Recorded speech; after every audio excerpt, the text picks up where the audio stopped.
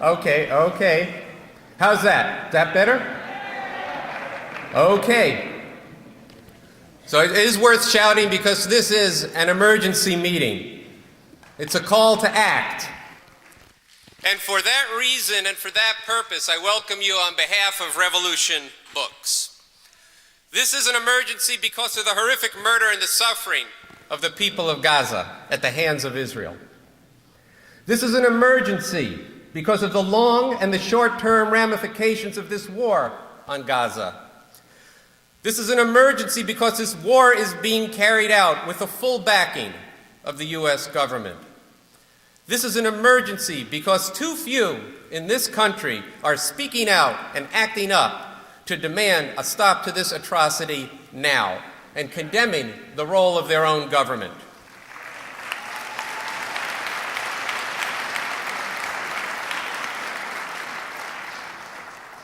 An emergency is a dangerous situation that demands immediate action. We have a full evening tonight, if you've looked at the program. Yet, in the spirit of the urgency of the moment and our task, we're going to do everything we can to end this evening by 9:25, so that you can go out into the night and into the coming days with conviction and determination and do something. And tonight, we have a very diverse panel of speakers, and they are going to make the case that indeed there is a massacre of the people of Gaza that is nothing less than a war crime. As the Palestinian death toll approaches 1,000, where is the culpability for the 43 civilian refugees who were bombed taking shelter in a UN school in Jabalia? What do we think about and what should we do when reading, as I'm sure many of you did in Saturday's New York Times, about one family, the Samunis family, 100 of whom sought shelter where they were advised to go, and 30 of whom were killed, and as the New York Times wrote, not all quickly. One brother bled for 2 days before dying because the International Red Cross was prevented from entering into the area for more than 3 hours a day by the Israeli Defense Forces.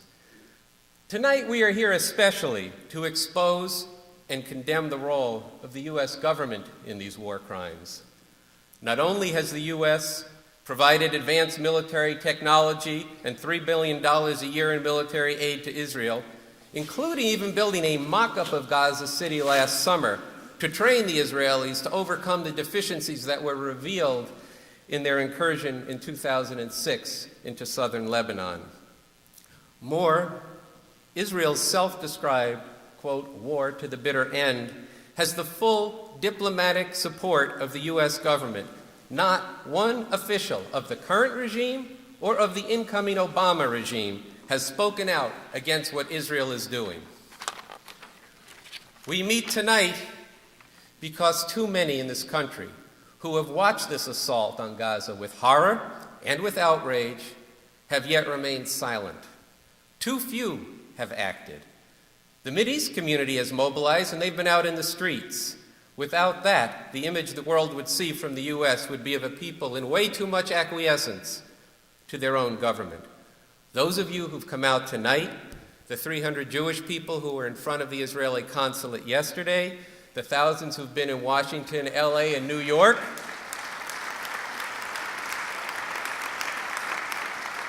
all of this indicates that there's a basis for the kind of resistance that there needs to be around this, but it's insufficient.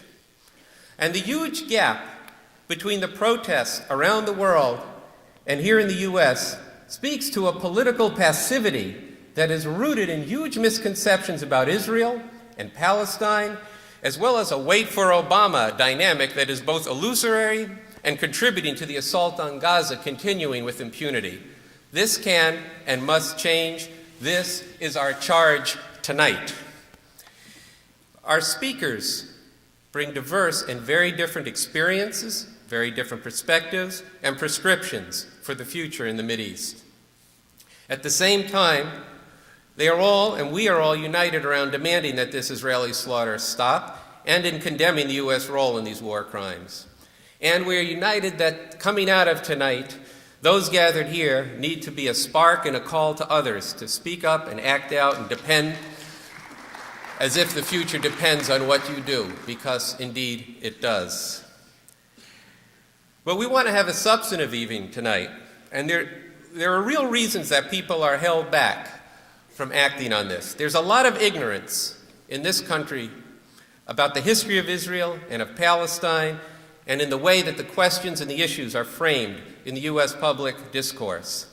Tonight, our speakers will address and pose, in really just an initial way, some of the key questions and misconceptions that paralyze people from acting, such as, is Israel acting in self-defense?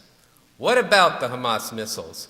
What about Israel's occupation and blockade of Gaza? What about the Israeli settlements on the West Bank?